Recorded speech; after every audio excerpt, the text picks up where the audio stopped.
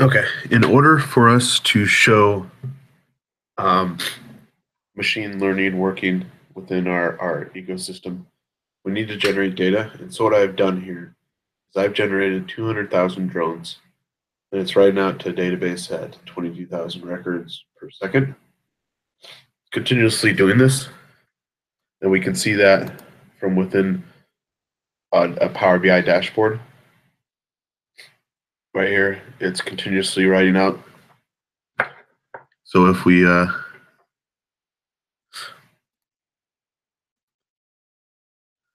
do refresh on it,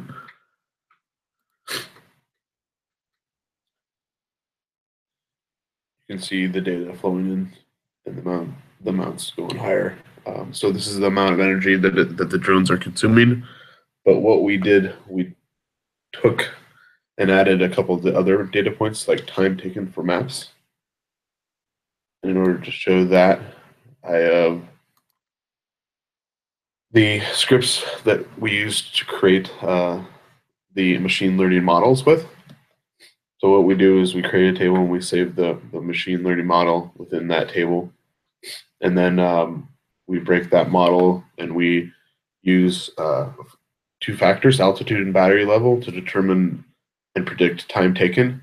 We take data from over a period of time and push that into the model to train it. And then once we have that model trained, we can then have a stored procedure call the predict, say, okay, give us an as is value, and that'll give us our resulting how long is it going to take per map. And we call that predict drone underscore time taken, and we send it the model that we've trained. So in short, it's a very linear model that I've done, and I'm going to work with the data science team to improve what I did because it's not the exact one that I want to be using, but it shows you what we can do with the Azure environment that I've created. So it's continuously generating that model and changing that data. We're doing that through a Azure function.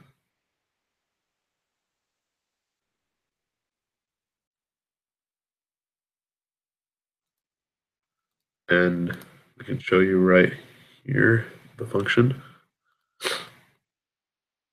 Continuously running every minute. And it's calling, first of all, it's truncating the results table that we're generating the results in, but it's calling that predict underscore drone underscore time taking store procedure from here. And that's how the most important part, because it's just triggering on its own. It's like number 2 was predicted then. Yeah, we didn't need to push through.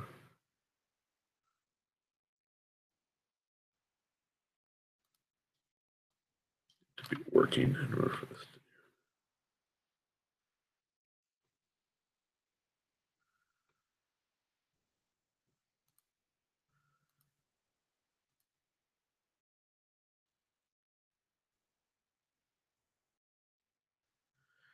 to do.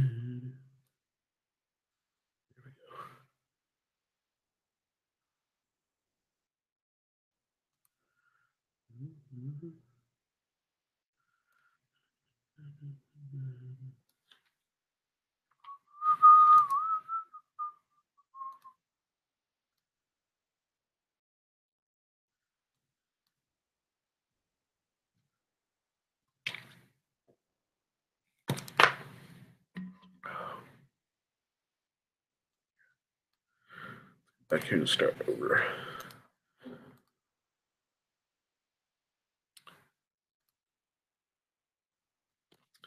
Okay, in order for me to show you the assisting part of the demo, what we need to do is generate a lot of data. In order to do that, we've created a data generator program that's running continuously, that's writing out to the Azure SQL DB It's creating 200,000 drones within the Seattle area at a repetition of 100, right now 100,000 or whatever records per second. It just keeps randomly generating data, which is really good because that's important for us to use that within our ML model. And so right here, we're showing in a dashboard all the data that's being written out to the Azure DB, the consumption of energy that the drone is consuming at each time, the average, and then also just what area the drone is located. So in order for us to actually see what we're kind of undertaking for machine learning within Azure SQL DB, I'll show you the table here. We create a table and we save the model that we train. So we generate a model and we save it in this database. It's using our script. It's using a couple factors, altitude and battery level, to predict time taken. This is very simplistic and it's kind of linear, so I do need to work with the data science team to make this more sensible and usable. But this does show you how you can use this with any IoT data that you have. So it's very important to understand that this is kind of a structure and a framework that anybody can use.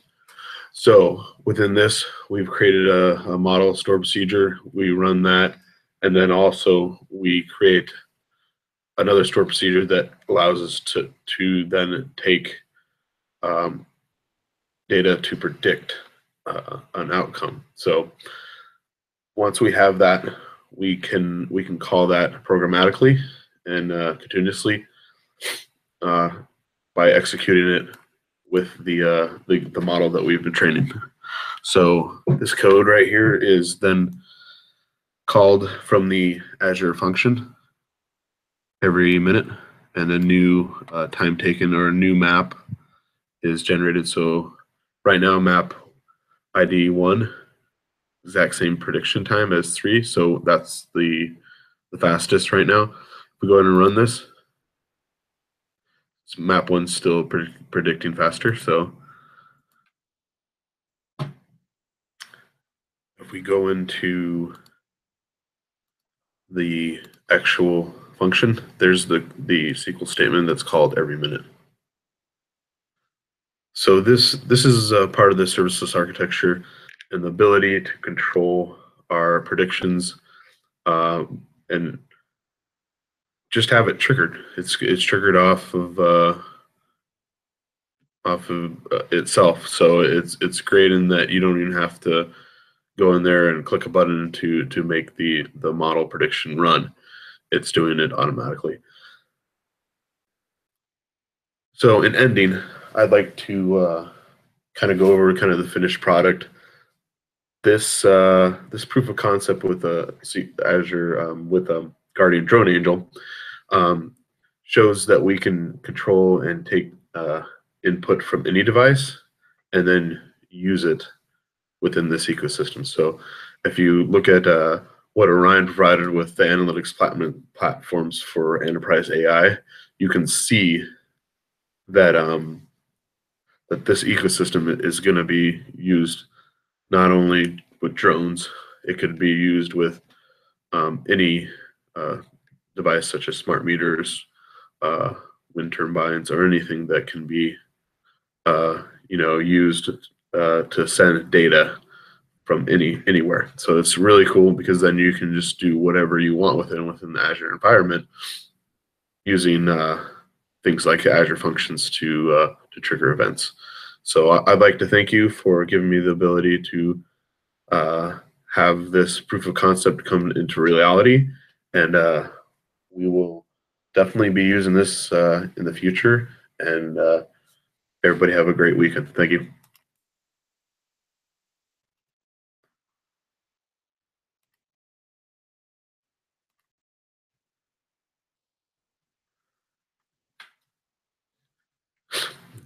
more time.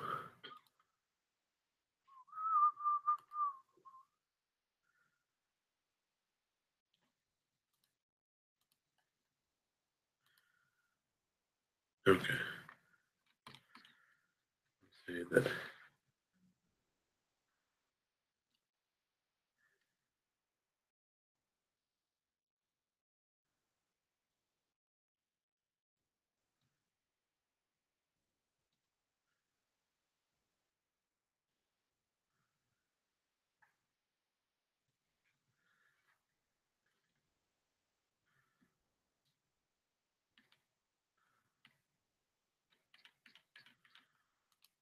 That's what I'll say. Okay.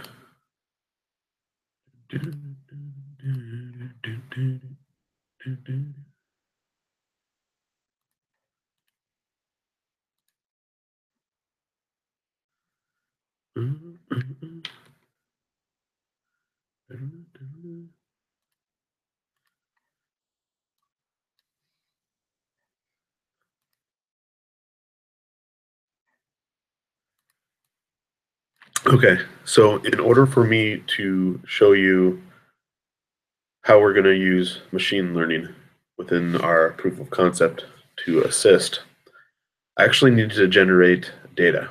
And what I did here was create a program that dynamically generates drones and telemetry data given. Uh, so it's piped through the IoT hub and then written out to the Azure SQL DB.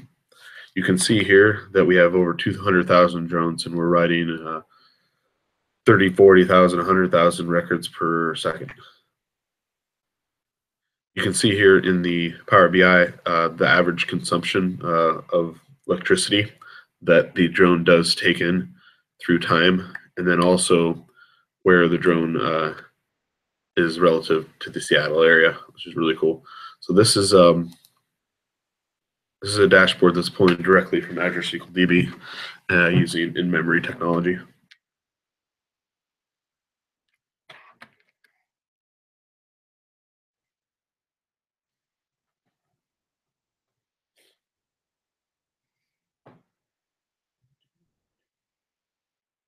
So if we look at the SQL code, we can see that we store the model that we train into a database and a table called drone models. So what we do is we create a stored procedure for training the model, and we're going to use a decision tree to find time taken.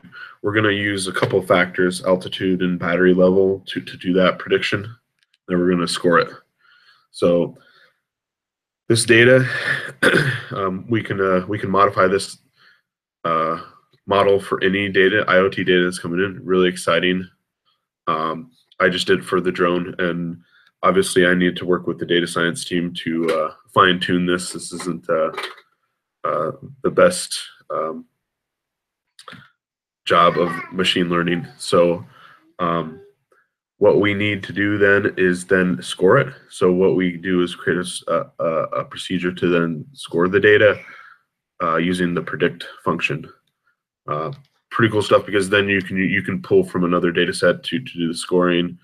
You can pull from anything and do that.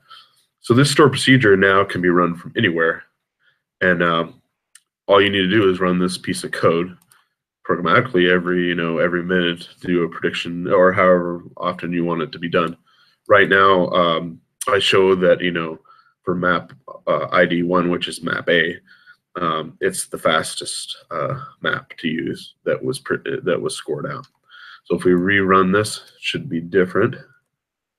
So it predicted that map ID 2, which is map B, is the fastest now in prediction. That's the one you should take if you want to do the fastest map. So really cool stuff, because it's not just about drones and whatnot. It can be used in any IoT device. So if we finish out here, I think the finished product is great for any environment, any data coming in, any IoT device. As you can see from the analytic platforms for enterprise AI, this overall architecture that we're talking with Orion and the data analytics team, it just kind of shows you what you can do using the drone, but the proof of concept kind of brings that to light. I've generated thousands of other drones or any IoT device or any input, and then you can take that, put this into an ecosystem, and quickly churn out a predictive model.